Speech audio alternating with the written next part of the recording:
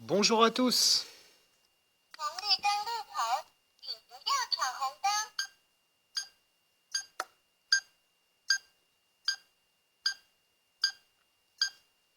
Hé hé.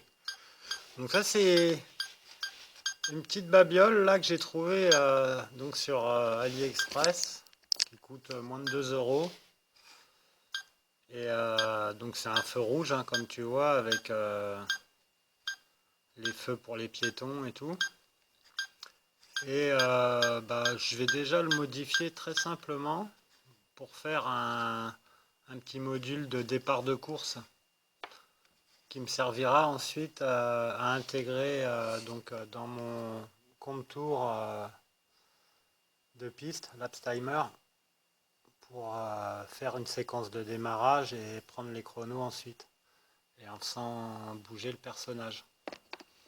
Donc dans un premier temps, ce que je vais faire, donc déjà ce qu'il faut savoir, c'est au niveau de l'alimentation, là c'est 3 petites piles, c'est marqué là, 3 petites piles de 1,5 V, donc en 5 volts il marchera. Donc je vais pouvoir le câbler à la carte de l'Arduino qui a une sortie 5 volts. Et ensuite, donc le but du jeu, c'est déjà je vais inverser donc ces deux lumières là, verte et rouge, pour que la séquence ça se fasse en même temps. C'est-à-dire que quand on démarre, ça soit le petit beeper avec les deux rouges qui clignotent en même temps, parce que là c'est inversé. Et qu'ensuite, quand ça démarre, c'est les deux feux verts qui s'allument. Donc déjà dans un premier temps faire ça, et ensuite donc à la sortie des feux, le signal en 5 volts, je vais le ressortir pour pouvoir alimenter ce beeper, ce buzzer quoi, noir là ici, qui marche aussi en 5 volts. Comme ça je garderai la séquence de la voix, des petits bips tic tic tic tic pour le décompte, et quand ça sera le moment du départ, les deux feux verts vont s'allumer en même temps et il y aura le buzzer qui fera aussi PEUT. Donc comme ça là on a une belle petite séquence de démarrage. Voilà, bon allez, je fais ça et puis on va voir ce que ça donne. Donc voilà le petit appareil démonté. Donc faire attention quand on tire sur le, de pas faire comme moi, d'arracher le, enfin c'est pas grave. Donc on voit que on a deux fils d'alimentation des batteries. Donc je mettrai une petite prise, je pense, à la place. Ensuite, on a les trois LED rouge, jaune, vert sur la carte directement. Et ensuite, on a deux LED de côté qui sont inversés. Donc ce qu'on va faire, on va dessouder. Donc là, on voit les pattes de gauche, c'est la masse, hein, elles sont en commun. Et les pattes de droite des LED sont sur deux pistes différentes. Donc on va séparer les deux pistes et puis rajouter un petit fil et les faire se croiser. Et comme ça on aura les feux rouges en même temps et les feux verts en même temps. Et en même temps, donc sur le feu vert, on refera une sortie pour alimenter le buzzer et donner à l'Arduino un signal pour pouvoir faire bouger donc le cerveau de motorisation de la petite figurine. Allez, c'est parti. Donc voilà, j'ai fait un petit shunt. Donc j'ai dessoudé les pattes positives des LED. Je les ai prolongées avec des petits fils et je suis venu intervertir les connexions. Donc normalement maintenant, si on appuie, on a les rouges ensemble et les verts ensemble.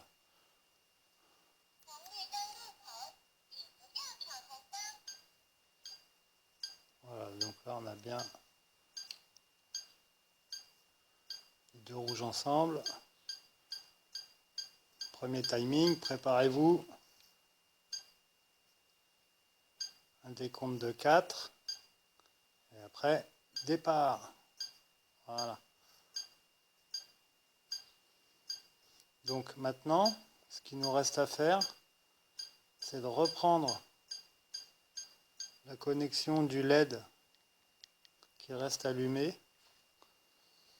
Et on va donc brancher le buzzer pour avoir un buzzer plus fort qui s'entend de loin et qui va durer un petit peu longtemps, quoi. Ça va durer à peu près 5 secondes. Bam, et en même temps, il y aura l'autre qui va clignoter avec. Donc ça sera le départ. Donc ce qu'il faut faire, alors une petite mise au point déjà pour que tu vois clair. Voilà. Là sur le LED vert, si on suit la piste, on s'aperçoit que le côté droit c'est la masse, donc c'est le moins, et qu'après le contact il se fait entre cette petite sortie de la puce et elle va alimenter le LED. Et là on voit, on a un plot qui correspond à notre LED vert clignotant là, et un autre plot qui correspond à notre LED rouge. Donc on pourrait s'amuser, si on se branche sur ce petit plot là, le gros buzzer de départ il va clignoter, il va faire tnat tnat tnat tnat tnat tnat tnat tnat. Mais bon, pour un départ c'est pas terrible, il vaut mieux faire un continu. Donc ce que je vais faire, je vais gratter un petit peu la plaque là sur le petit carré qui est juste à côté, essayer de refaire une toute petite soudure là-dessus sans mettre en contact ici, hein, bien sûr. Et quand j'aurai fait ça, je tirerai un petit fil et j'irai alimenter donc le plus du buzzer. Et comme ça, on aura un vrai starter. Allez, à tout de suite.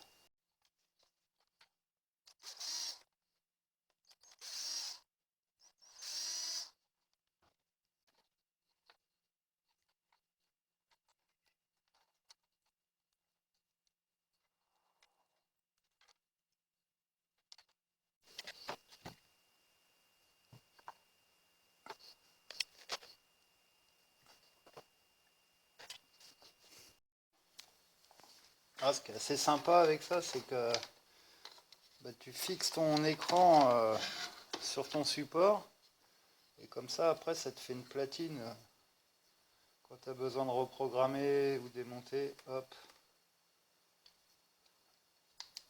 tac, ça se fait en 2 secondes. On remet la lime, hop, on fait gaffe aux connexions. Donc là c'est très simple, hein. Donc au final ce que j'ai fait, c'est par rapport au petit panneau lumineux. Donc il y a 4 fils, il y a le plus et moins pour l'alimenter. Et après j'ai fait 2 retours de signaux. Donc un retour branché sur le LED vert qui est constant et un autre retour avec le vert clignotant. Comme ça j'ai 2 types de signaux différents, j'en ai un qui est continu et un alternatif. Donc pourquoi j'ai fait ça? Pour alléger la petite puce qui gère toutes les lumières et le son et tout ça. Parce que si je mets le buzzer, ça va peut-être la charger un peu de trop. Ça risque de cramer la puce si on dépasse la puissance. Et vu que je ne connais pas du tout ce que ça peut encaisser, on va minimiser.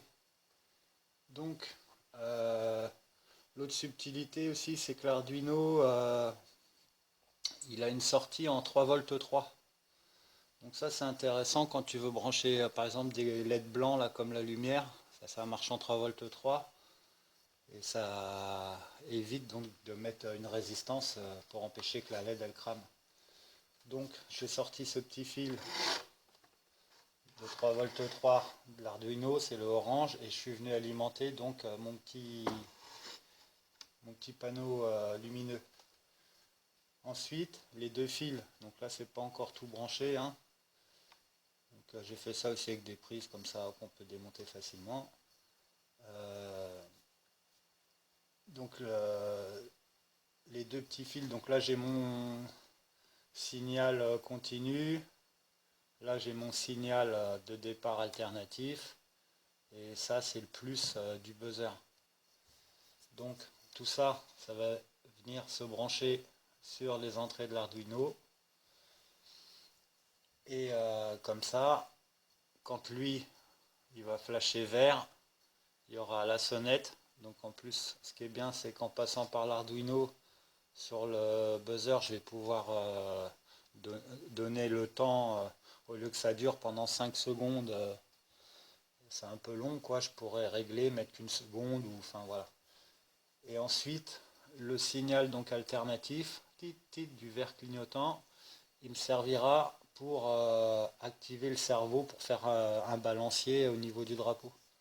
Ça m'évitera de faire des lignes de programmation sur l'Arduino et tout ça. Bon, en général, hein, le principe c'est l'inverse, hein. Tu demandes à l'Arduino de gérer tes trucs, mais là, vu qu'on a déjà une séquence, j'aurais juste à lui dire, quand tu as le signal, tu envoies un aller-retour et voilà. Ça m'évitera d'avoir beaucoup de lignes de programme parce que le programme du Labstimer, je vais te le montrer vite fait sur écran, tu vas voir, il est assez conséquent et après au niveau de la mémoire, ça risque d'être short, short, short. Donc voilà, bah écoute, petit essai. Donc l'entrée de l'Arduino, hein, tu peux alimenter de 7 volts à 12 volts. Là, on va lui mettre simplement un 2S, ça suffit amplement. Donc on va faire le petit test. Alors attends, je vais faire gaffe qu'il y a rien qui se touche quand même. Non, ça a l'air d'être bon. Allez, on allume. Tac. Donc là, ça marche. Et donc si j'appuie sur mon petit bouton là-haut, normalement, voilà, c'est alimenté. Et là, on voit bien les deux rouges ici en même temps.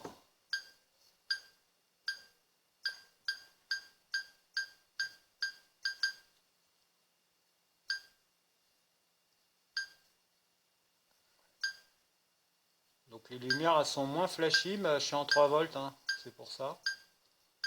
Alors après, je le repasserai peut-être en 5 volts, hein, c'est rien.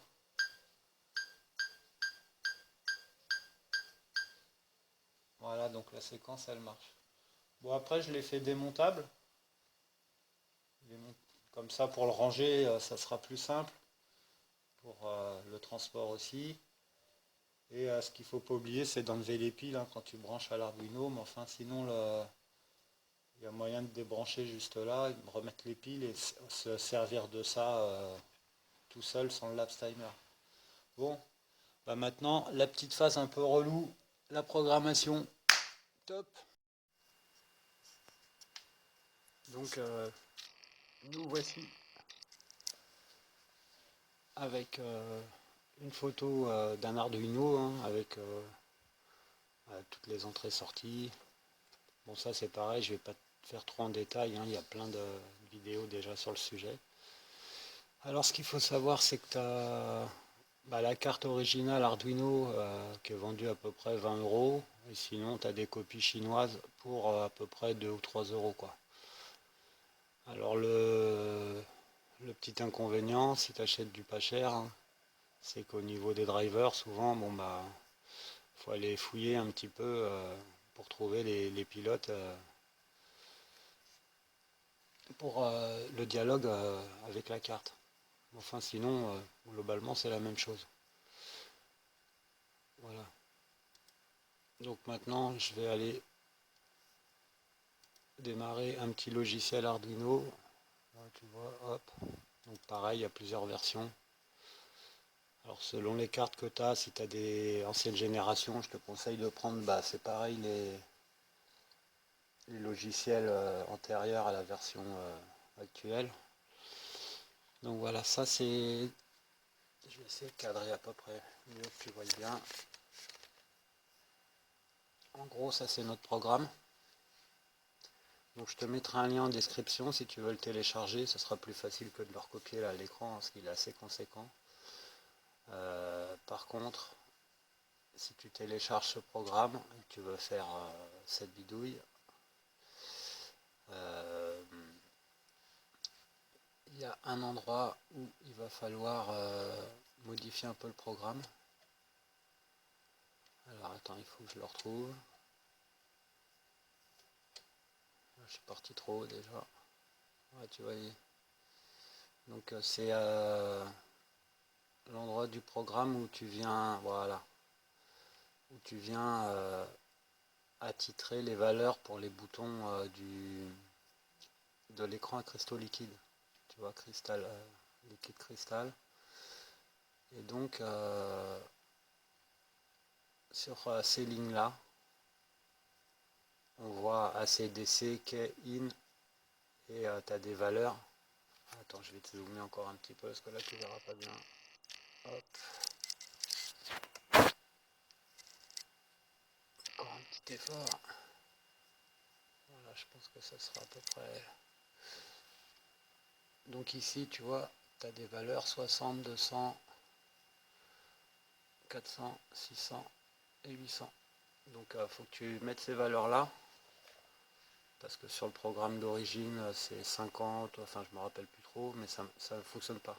Donc voilà. Mais mis à part ça, après le programme, tout marche. Une autre chose, si tu veux faire marcher un cerveau comme moi, il va falloir que tu inclues donc une bibliothèque de cerveau. Je vais vous zoomer un peu, désolé. Hop. Voilà, j'espère que c'est à peu près cadré. Donc là, tout en haut, hein, tu vois, il y a marqué include cerveau.h. Donc ça, c'est la bibliothèque pour se servir d'un cerveau. Bon, ensuite, le programme, en gros, tu as les constantes, ce qu'on appelle. Après, tu as l'attribution, donc void, VOID. Donc là, tous les programmes qui suivent, c'est des attributions. Donc, par exemple, tu vois, sur la séquence d'initialisation, ici, j'ai rajouté une ligne mycerveau.attache et 3 entre parenthèses. Donc ça, c'est l'attribution que je vais donner au cerveau sur l'Arduino. Donc ça sera l'entrée 3, qui est le pin numéro 3, et à côté, tu as un petit symbole, alors je sais pas comment on l'appelle, l'espèce de petite moustache là. Ça indique que tu vas pouvoir brancher des appareils PWM. Alors, faut faire attention, il y a certaines entrées, tu peux pas brancher quoi. Donc c'est 3, 9, 10, 11 de tête. Hein. Voilà, tu regarderas sur la carte, de toute façon, c'est référencé. Donc ça, cette ligne-là, elle est bien à mettre dans les voids. Et ensuite, il y a ce qu'on appelle les loops, donc les boucles. Là où tu vas rentrer un programme où l'Arduino, lui, il va c'est du calcul. Tu vas lui donner des lignes de programme avec des conditions. Et l'Arduino, lui, il va tout le temps mettre ce programme en boucle. En gros, c'est comme une mémoire, quoi. Il va mémoriser ça. Et dès qu'il va y avoir une entrée, une information qui va arriver, hop, il va gérer en fonction de ce programme. Donc, très important, quand tu télécharges, par exemple,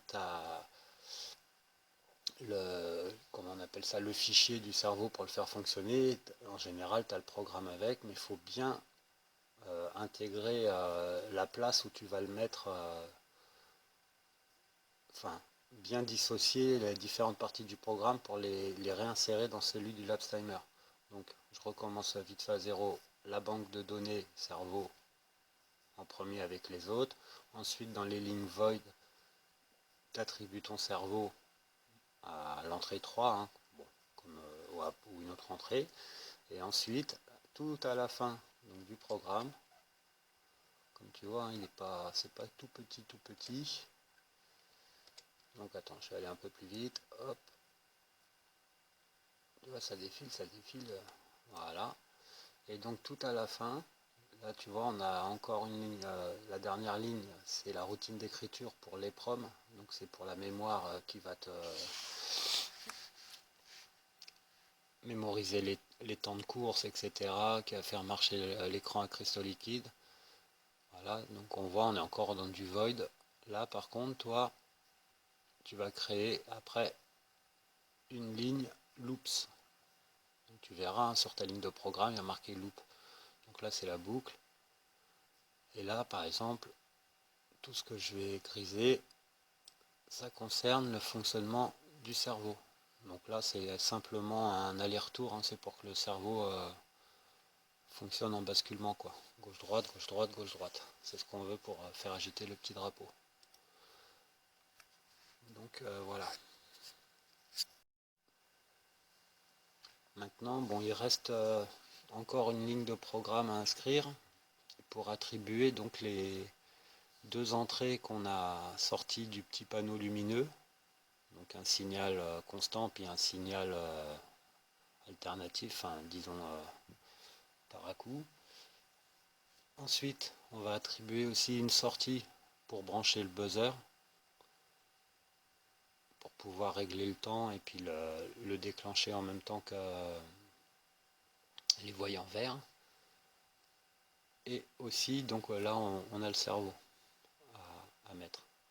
Bon, ça, je ne l'ai pas encore fait, donc bon, c'est pas très dur, mais donc là, ce qu'il faut savoir, moi, là, tout mon programme, tu vois, par exemple, si je le compile, donc quand tu fais un programme où je t'invite, même quand tu rajoutes des lignes sur un programme, à chaque ligne, tu vois, chaque manip que tu fais, tu compiles et tu regardes, lui il va te dire si ton programme il est bon ou s'il y a une erreur. Donc comme ça te permet d'avancer pas à pas et à chaque fois de contrôler quand même que tout aille bien, parce que si tu oublies une virgule, une parenthèse ou que tu en rajoutes une, ça peut, voilà, ça fout tout en l'air. Donc là apparemment tu vois tout va bien, il te met un message de nombre de mémoire utilisé, etc. Là tu es prêt à téléverser. Donc là si j'appuie sur téléverser et que je branche donc la petite carte via USB, le programme rentre et c'est parti, ça marche. Donc là il faudra rajouter des lignes de conditions pour pas que là dans l'état tel quel qu'est le programme, dès que je vais allumer le drapeau il va s'agiter tout le temps, quoi. Donc il faudra mettre une condition pour le faire fonctionner seulement quand il y aura le voyant vert allumé. Ensuite, qu'est-ce que je voulais te dire? Ouais, alors au niveau des étapes, hein, pour si tu es novice, hein, donc tu as ton Arduino, tu branches au PC. Donc là, il faut installer un logiciel, hein, pour lire les programmes et téléverser. Et tu auras aussi un driver, un pilote, donc à trouver selon ta carte. Donc tu regardes à peu près, enfin pas à peu près, tu regardes sur internet les vendeurs de cartes identiques à la tienne et tu verras bien souvent les pilotes ils sont fournis, tu peux les télécharger, voilà, tout est en open source, quoi.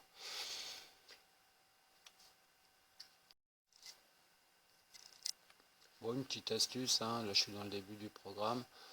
Tu as vu que sur l'affichage, pardon, quand tu allumes l'appareil, il t'affiche un écran d'accueil. Donc là, tu vois, par exemple, il y a marqué écran d'accueil et on peut voir à la deuxième ligne, troisième ligne, print, entre parenthèses, et là on voit 2STIRC custom. Donc si tu veux faire ton truc et le personnaliser pour que ça t'affiche ton prénom, ou ton équipe ou ton club, c'est sur cette ligne là qu'il faudra venir modifier le nom, quoi.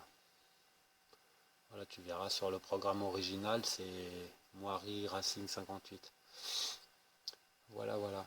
Bon, à ce stade, moi je peux pas te faire la démonstration parce qu'il me restait des petites lignes de programme, mais en gros tu sais à peu près comment faire.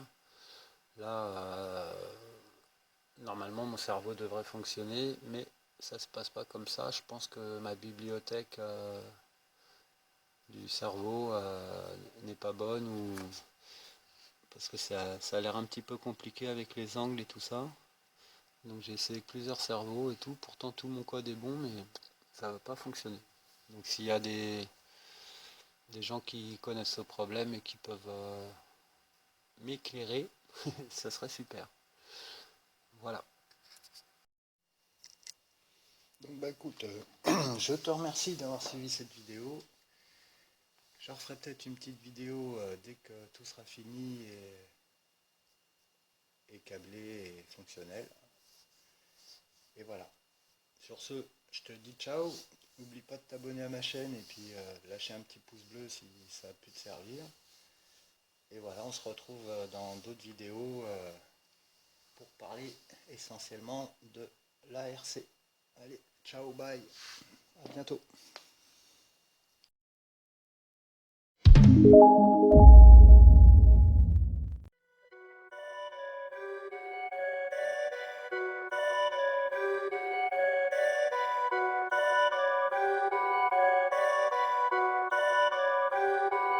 Perfect.